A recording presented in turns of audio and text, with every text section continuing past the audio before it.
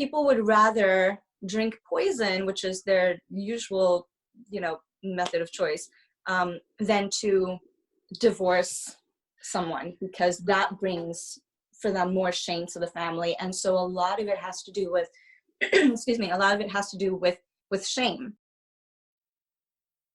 Welcome to the Global Indian Podcast, the world's greatest journey and the official platform for people of Indian origin. Because let's face it, we are everywhere. Welcome back to the voyage. This is Season 1, Episode 6, Part 2, Made in the Caribbean. My name is Rajan Nazwan and I explore. For over a decade, I've traveled the world, piecing together the kaleidoscope that is our community. I've been held hostage, faced Ebola, and met extraordinary individuals, often in destinations that will surprise you. In this season, I'm joined by my dear friend, screenwriter, actor, and social heart, Govinda Gir. And together we're taking you on a voyage for the ears as we plunge into the human experience of being a person of Indian origin and taking a closer look at the countries we now call home. This is part 2 of an ode to the power of music and survival with Anisa Singh. When recording the initial conversation, the conversation itself took a turn, and we were very fortunate that Anisa was incredibly open and shared her raw account of a relationship that nearly cost her life. Today, you will be part of her courageous journey and hear things that are all too familiar within our community. Word of note: if you or anyone you know is a victim of abuse, stay tuned to the end to hear of organizations that can be of help. This is a remarkable, unfiltered conversation with an incredible soul who's looking to make a difference, not just in the music world, but also to the lives of people of Indian origin and women across the globe. Welcome to a conversation with Anisa Singh. I hope you find comfort and inspiration from this session. And just move. Get up and just move. Get up and just move. Get up and just move. Get up and just. The video Warrior, was that based on whose life? Was it based on your life? Yes. Okay, so that was based on actual events that happened Absolutely. to you? Absolutely. That was a little bit in a nutshell. Yes. Okay. So And why say, don't you open the nutshell for us, Anisha? Sorry? Why don't you open the nutshell for us? Because you've got a fascinating life, but there's more to the music than just the video part. Oh, yeah. Well, that was kind of something that I felt needed to be put out there. And so that was my first attempt at crossing over, my first crossover project. So there's no chutney elements in there at all, but I feel like it was important to tell my story. This is something that happened a little over 10 years ago, or I got out a little over 10 years ago. And more and more over the past 10 years, I've had conversations with people that make me realize, listen, I need to tell my story.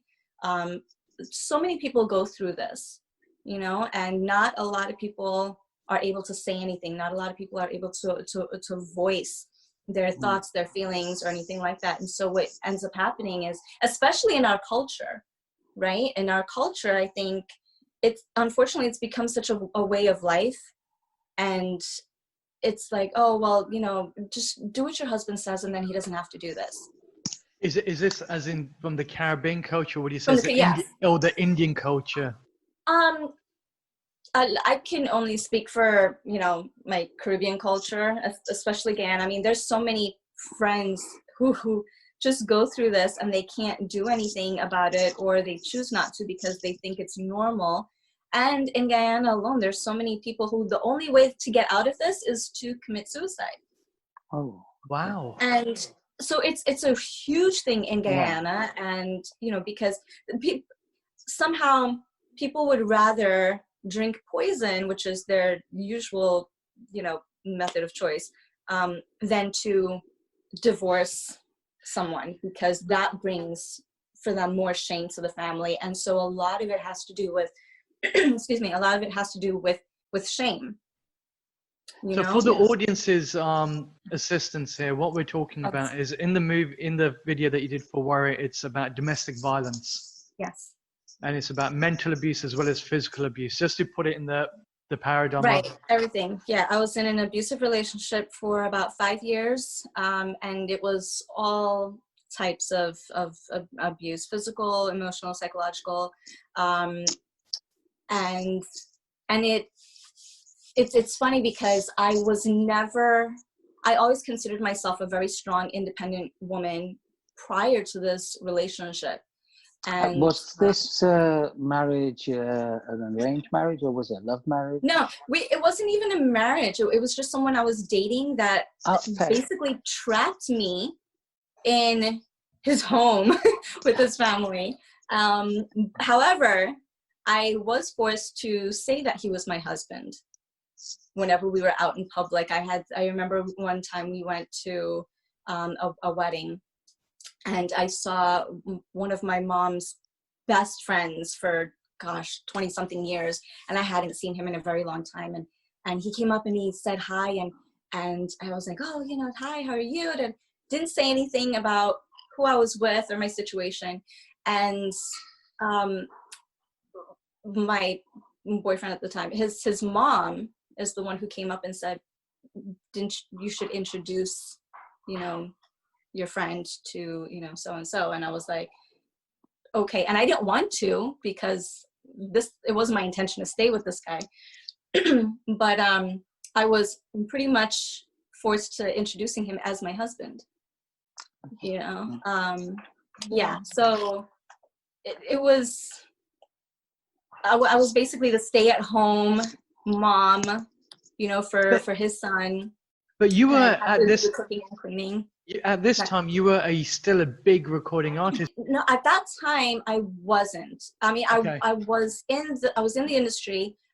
That hit song didn't come out yet, so Okay. I was still one of the underdogs at that point. I broke out of that relationship in 2008, and that song came out in 2009. Interesting. The end of 2009. So, so culturally, going back to this incredibly tough situation, how did that mold you into becoming who you are now? Because there was times, I know that we spoke before, that you thought, Rajan, this is it. I've had enough. I'm going to end my life essentially. Yes. But then you found this inner strength that kept you moving. Where did that come from? And then how did that morph into who you are now? To be really honest, I remember I was about to attempt taking my life. I've attempted multiple times, but almost every time, the one thing that held me back, honestly, and in complete truthfulness, is my brother. So my brother is 11 years younger than I am, and he's the one, I figured, okay, my mom and my dad probably will be better off without me. This is just way too much. I think I want to put on them. But my brother, I couldn't leave him. And so it's like, oh, okay, but no. But what about him? How's he going to handle this? This is not going to be good for him. And so if it weren't for my brother, honestly, maybe that would have been it. A relationship, was this with an Asian guy or who was it? He was an Indo-Guyanese guy as well. Okay. Same and he is someone background. who's still very much in not our circle, but in we have a lot of mutual friends. Shortly after I broke out and I got back into music, so did he. Okay. He all of a sudden, mind you, this is someone who pulled me out of music, who said I wasn't allowed to do music anymore, to sing or perform or write, even in the house. If he was playing music, I could listen to it, but if I was singing, it's because I like to sing while I clean or do my work. If I was singing, it wouldn't be a good thing, Wow. He absolutely discouraged me singing, and so now all of a sudden, about within months after I left, all of a sudden he gets into the industry and he starts managing chutney singers and promoting chutney shows and things like that. So so at this point we have a lot of mutual friends, and he is still in that So circle. are people condoning his behavior then? Do people know who this individual is? Okay. And They is that don't is that know. done intentionally by you not to mention the name, or? Yes. Okay. Yes. This the few people that I've told about the story who actually know him, they don't really believe because he's a charmer. So in public eye, I he's have a to say, charmer. it's difficult in one sense. When somebody who's such in a business that way, like you say, he must be a charmer by putting kind of wool over people's eyes, overthinking what he is. But I want to really go back. Is that when you say culturally, as in the Afro culture developing, why is the thought that your function is that all you do is cook, clean, even from when the point of view of an individual is quite open in a way to go into music, and yet not even allowing you to even listen to music? Is Yeah. that a cultural thing that it's upon him that makes him? Yes, I can honestly say yes. Thankfully, my parents were not like that. Okay. So I had a different upbringing. But there are so many. I mean, one of my best friends back home, she grew up like that. She wasn't allowed to wear pants. I remember I got her to wear jeans one day, and it was the biggest thing when she wore jeans to go home, and her parents saw her in pants.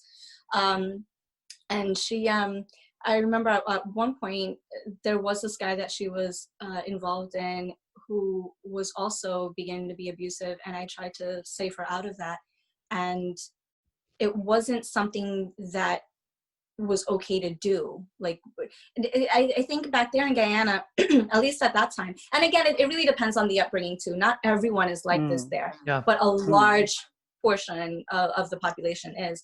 It's just, the first guy you like, that's who you're going to be with, and that's it. It doesn't matter what he does to you. It's like, listen. But who makes that choice though? A lot of times it's the parents.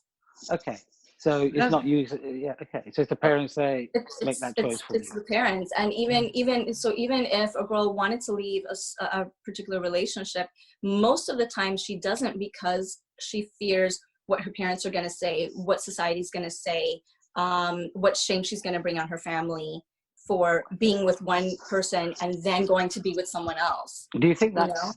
Do you think things have changed now more than, or in any sense? It has been changing little by little, not enough though.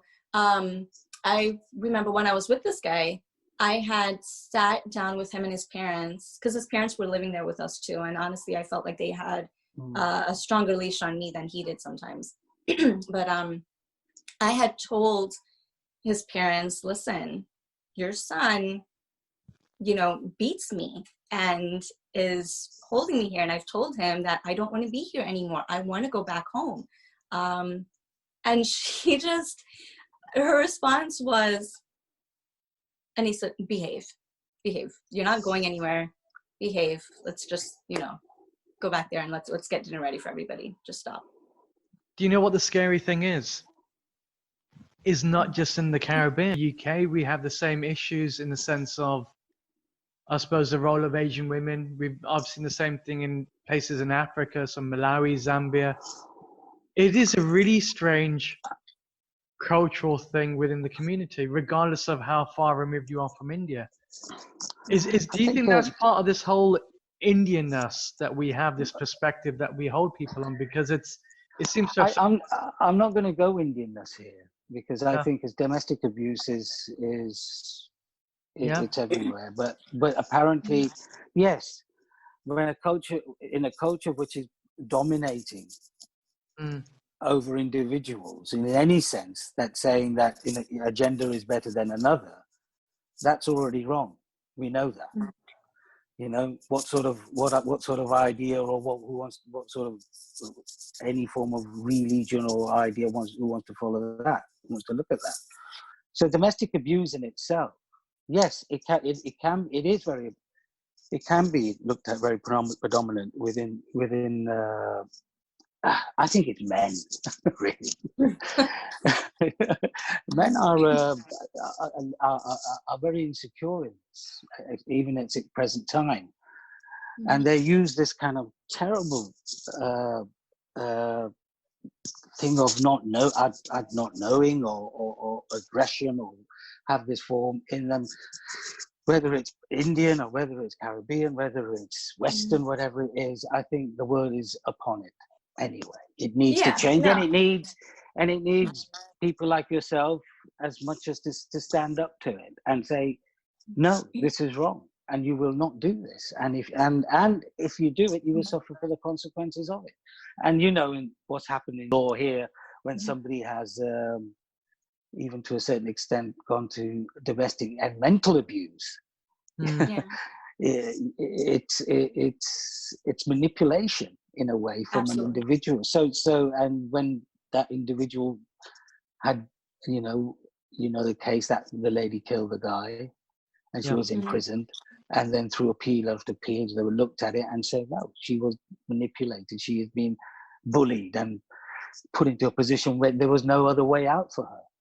Right. So well, I was going to say, here's a question then, Anisha. Your way out, what was that singular moment that you can recall where you thought, enough is enough, I need to break out of this?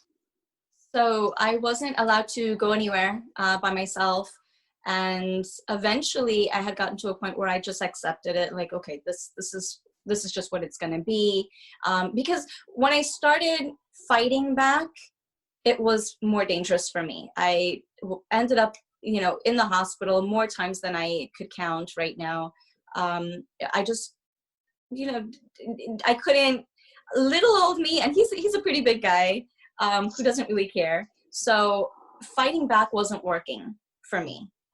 And eventually, because of that, I gave up and I said, okay, I'm just going to have to accept it, make the most of it, try to have a civil relationship with this guy. And I noticed when I started doing that, I was allowed to go to the corner store. There was like a CVS at the corner. I was allowed to go to CVS by myself once. I took more than 5 minutes, and he came in the parking lot. He's like, what's taking you so long? Things like that. But I noticed I was getting a little bit more leeway.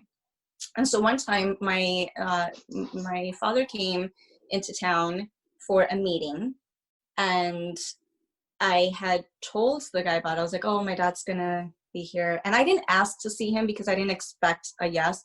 But I guess he was in a good mood. He was starting to trust me. And he says, yeah, you can go see him, but you're going to leave your driver's license with me. I'm like, how am I supposed to drive without my driver's license? Just, be careful, but I need you back home in 2 hours. I said, okay. I went and I saw my dad. It was a business meeting.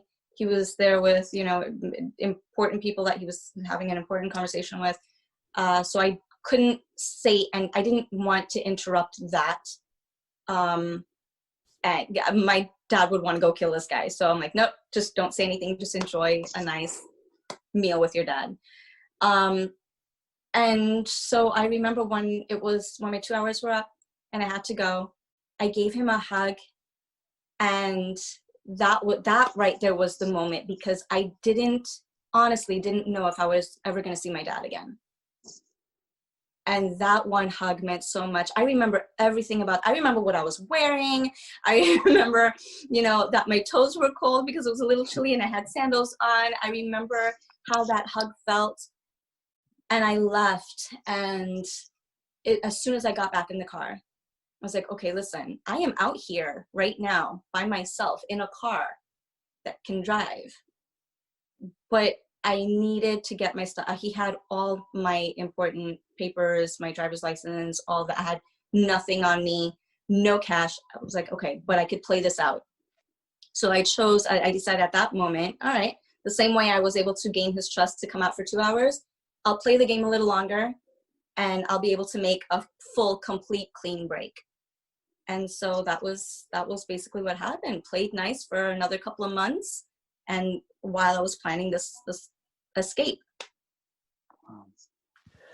What would be your, knowing what you know now, and knowing that there may be other people out there going through what you had been through, what would be your advice to them?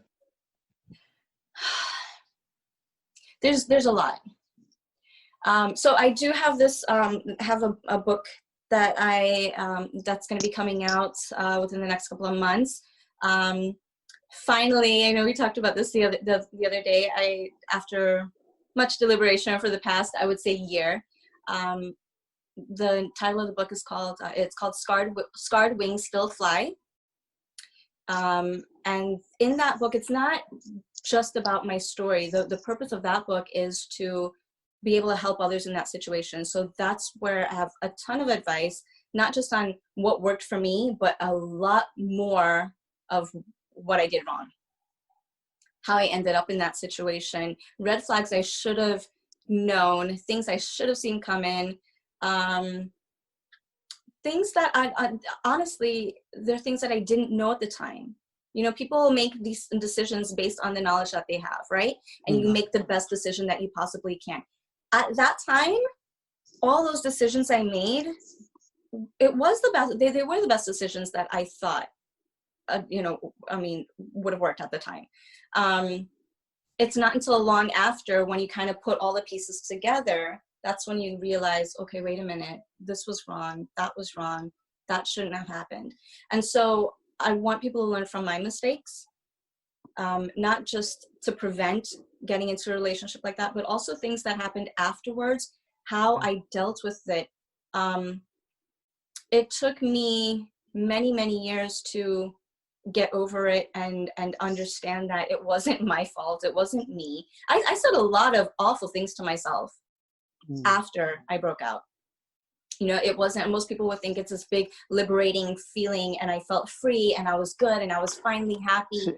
That's not what happened. Yeah, see, this is interesting because, you know, that's what makes me think it's not a cultural thing, you know, because I think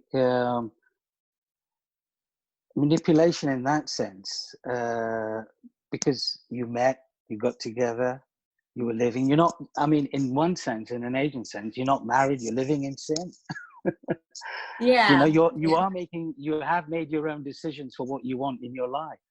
Mm-hmm. But those decisions are not mutual and they're not shared. They're not the relationship. It's overpowering and it's very demanding on what's been asked from you. Totally demanding in one way. Yes. So, but I don't think that's a cultural thing. No, I think this happens in all cultures, in all countries, everywhere around the world. And it's not just men doing this to women. Women do this to men. You just don't hear about it as much. Yeah. Right? Women absolutely do this to men, and it's still wrong. It's not worse when a guy does it. It's this. No one should treat anyone like that, male, female, whatever. But, you know, the past decade or so, we've encouraged women to speak up, speak out, and be a voice for other women, so that women who are in that situation, who don't feel the strength to say something, they know that they're not alone. But I think that men should do the same thing too. Absolutely. Yeah. See, I only say that, because Rajan, because very much in the 70s and the 80s, and if not most of the 90s, as Asian men, we were labeled as women beaters. Yeah. Yeah. So it's a very stereotypical idea, and at that particular time, how I was being looked at by outside of my own culture, you know, for what we are. Yeah. So, but then talking to you and listening to you, it makes me feel a little bit lighter because that's what I'm trying to say. It's not an issue of being a culture of an Asian man. You know, like we get put into stereotypes to say, no, Asian men and women, they have arranged marriages. That was all right 10, 15 years ago. That was the thought of it. And maybe it still is happening, you know, and then you say, no, I still have to write plays about racism because it's there. It's not a boring subject. People say, no, we don't want to talk about it. It's been done. No. If it's something that's consistent, and it's carrying on and things haven't changed, you have to keep on telling those stories then, see? Yes. Yeah. How Wi- I do want to say the part that I think is cultural though is our Mm. response to it. Absolutely. So for example, it happens all the time here in the US, but I could absolutely go to the station right now and file a complaint, and you know, something will get done. There's going to be a sheriff at his door. Things can happen. In Guyana, you know, it's more like, okay, just leave that alone, just go home and be nice, and you know, and over here people encourage women to speak out, and they let them know, listen, this is not right, you need to stop this right now. In Guyana, it still just goes back to, listen, if you behave, then he doesn't have to do this. And It's mothers are telling their daughters this. yeah. So yeah, So And, that's and what I that's think the is thing. cultural, I agree, is the because response. our response to this is, in our sense, what brings Yeah. us together here is that we are people of Indian origin. And so therefore, when we have a look at what that means, and we can only look at it through the lens that we have, our response to this thing is heavily steeped in culture, saving face. You're in a new area, don't make a big sound, don't make anything, don't be recognized, or don't bring any type of shame to the family or shame to the family. Exactly. Yes. Well, what's interesting about you, Anisha, is that you're a celebrity in your own right. But what I love about these shows is the fact that you're human first, and you've gone through a really human experience. And how has that shaped you as a musician then? Because that's where it comes to. Because unlike a lot of us other musicians that we've kind of seen and spoken to, your background is highly unique. And this, what you've been through, would have fueled you in a way that many of the people wouldn't have had that type of push for. So when I first broke out of that relationship and I started doing music again, I wrote a lot of songs that were very dark, about my feelings. A majority of them have not been released. The ones that were released were ones where I'm lashing out, and it's you know, you can't do this to me anymore, and I'm stronger now, and you know, that kind of thing. That's all still when I was very hurt and very angry and trying to sort my feelings out. And now those experiences take on a different meaning to me. You know, people always said, you know, everything happens for a reason. And whenever something bad happened in my life, I questioned it. I'm like, that makes no sense. What's the reason for this? Now I know I broke out of that a year before I had a #1 hit song that took me across the world. Now I know, okay, the reason for that is so that I can help other women in this situation, because I have a platform to do so. And I'll continue working on that platform to reach more and more people. I love music. It's my passion. It's not my #1. My #1 thing in life is to just really help as many people as I can. I have a huge heart for children. Children I think are my priority.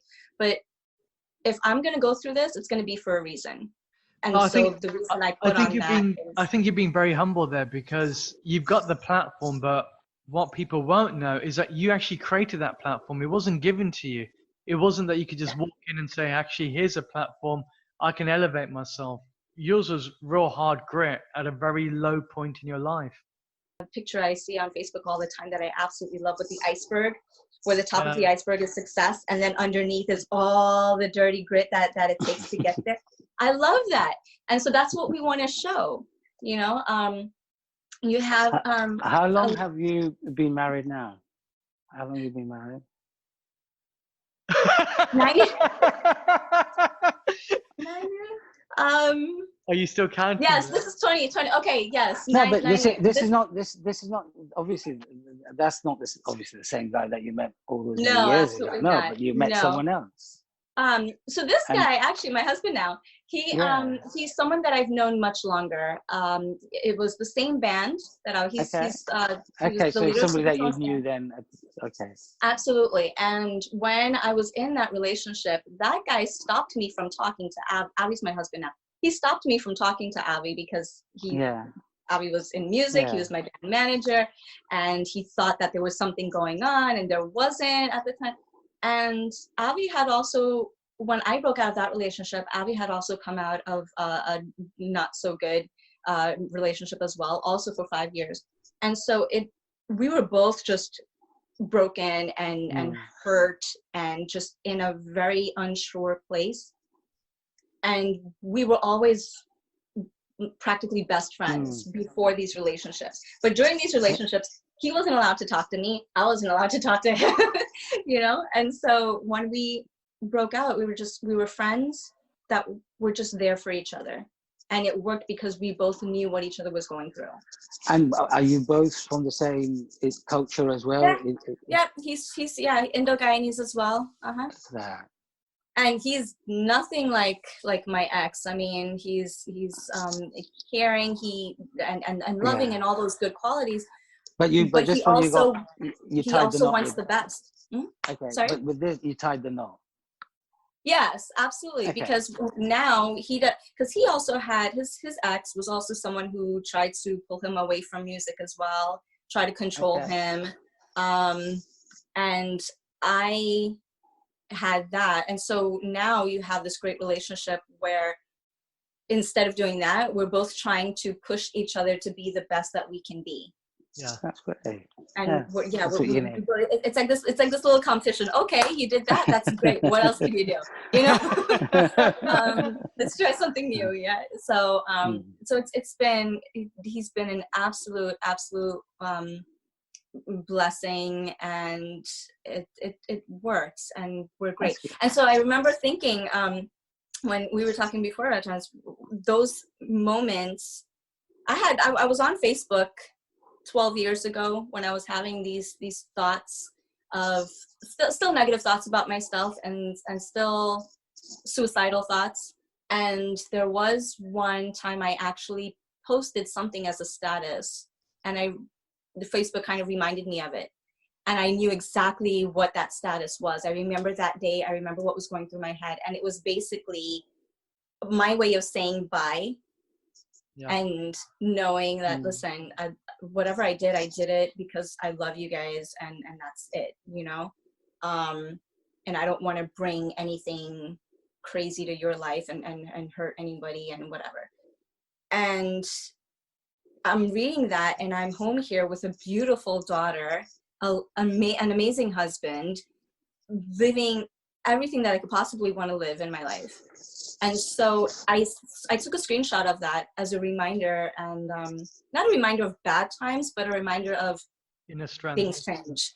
Yeah. You know, things absolutely change, and it can always get better no matter how dark and dreary it seems at that time. Because I always go back to, I nearly robbed myself of this happiness that I have now. I nearly did that to myself, you know? And so I kind of keep those things as a reminder for that. I love this podcast, don't you? It's like, because you know what? It's such a powerful thing. But it's really strange, because I think a lot of people now, when they hear your music and they see you, they'll know the narrative of who you are, and you're so much more than your music.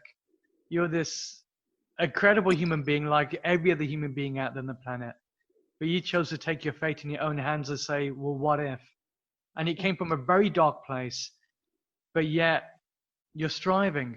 You know, what's the future hold for you? Anisa, what is it that you want to do next? Because you are almost a beacon of light in the whole of the global Indian infrastructure out there. Much more than Guyana, much more than the Caribbean, but for everybody. What is it that you want to do?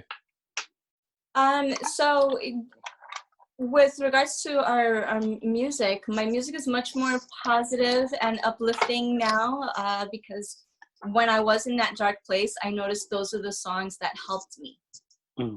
Not the songs that kind of mock these dark situations or anything. Though, you know, those songs where people are angry, they're great songs and stuff. Don't get me wrong, I still listen to them. But when someone who's in that situation hears them, it doesn't do good. Yeah. Right? It makes them angrier. It makes them feel the wrong things, and then they do the wrong things. So, and then I noticed the one song, I was actually going over this part in my book last night, there's a song by Kelly Clarkson called Breakaway.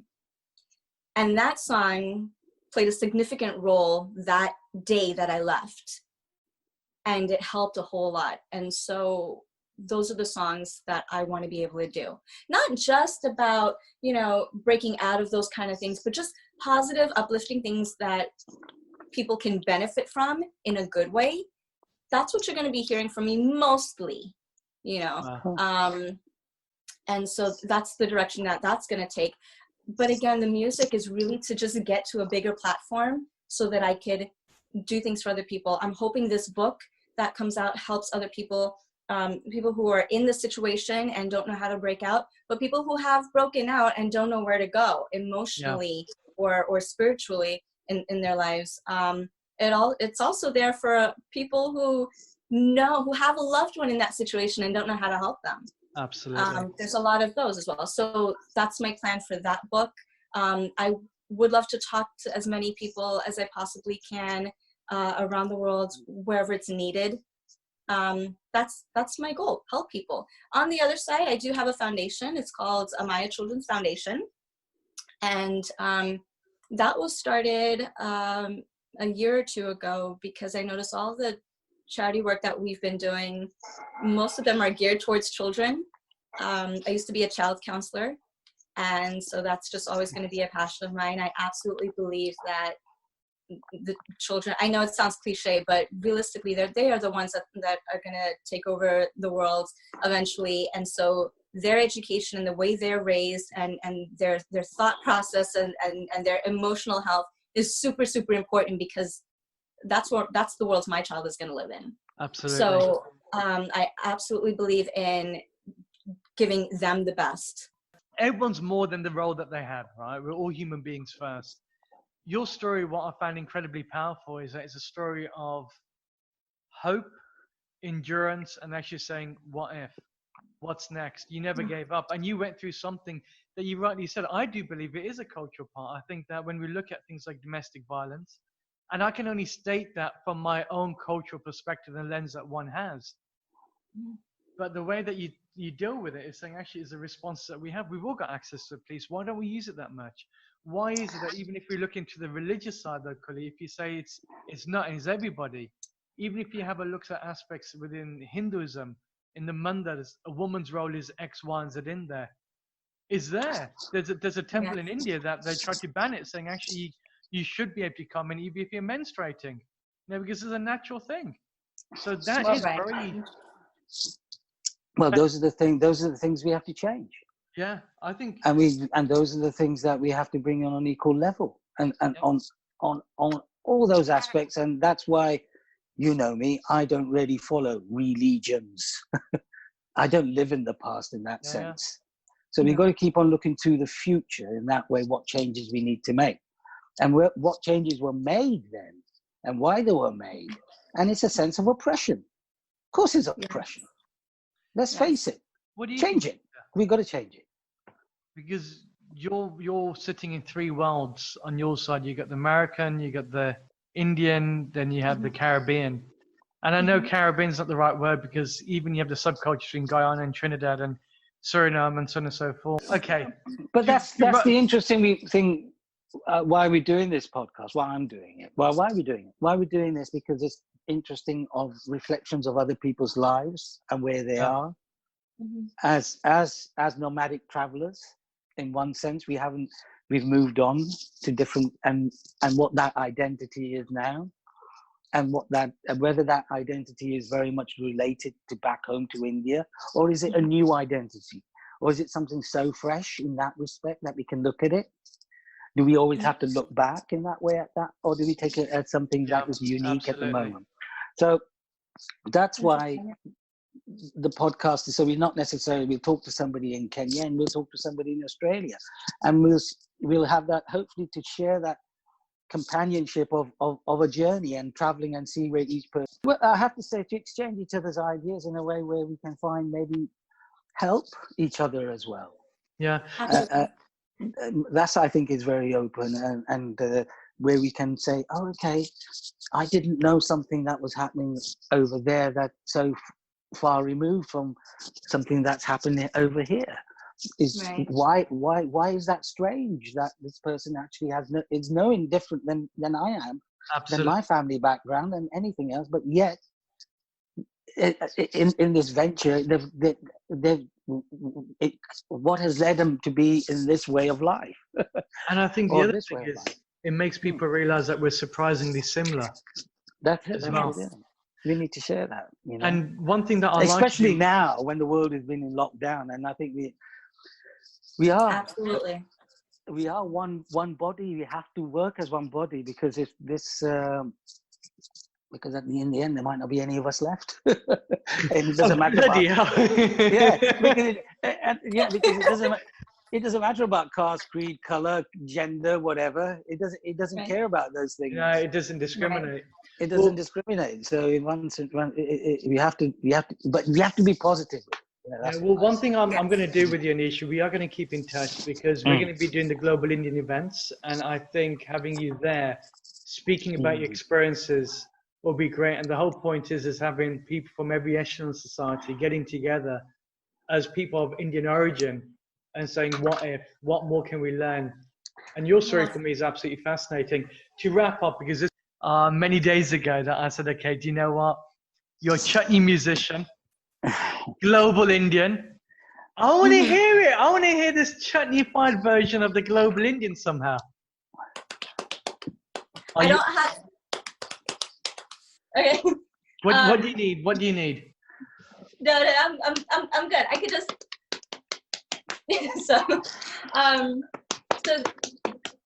I put a couple lines together for you. That's going to be very.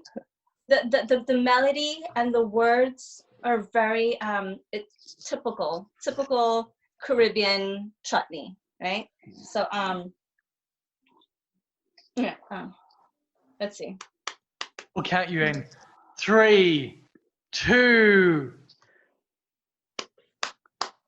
If you see them waistline and see them Hannah curl, cause we blazing chutney all over the world. Guyana, South Africa, or even Pakistan. It don't matter to cause we is one global Indian. Global Indian, I say global Indian. Global Indian, I say global Indian.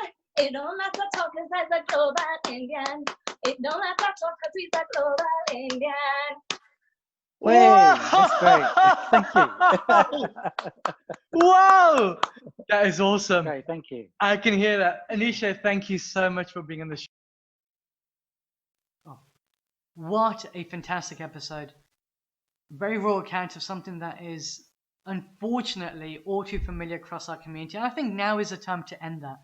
I think if anything, what we can take from this remarkable conversation with a very brave soul indeed for opening up like that for the audiences out there is that don't give up. There's always a way to survive. There's always a solution out there.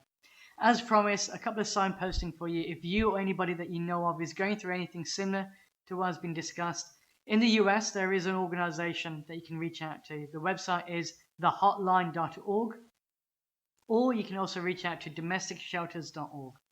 In the UK, you have the National Domestic Helpline, and India, a whole range of different organizations, depending on your regions there. Same thing true of Kenya, South Africa, across the whole diaspora markets. What we will do is when we do push this up on Instagram and via social media links, we will put a couple of links on there for you to be able to click through immediately. Look, the reality is these conversations are brutally honest, and it delves into the human experience of being a person of Indian origin in the countries that we now call home. And we should never shy away from conversations that we think are taboo within the community, because unless we fan the flames of positive publicity, things never change. I hope you enjoyed this session, and I look forward to having you back on our next episode where we discover other global Indians around the planet. Until then, I hope all remains well. If you want to find out more, check us out on social media, Instagram @the_Nazrans, or on Twitter, Global Indian Pod. If you want to find out more about the podcast, you can go directly to globalindian.podbean.com. Take care.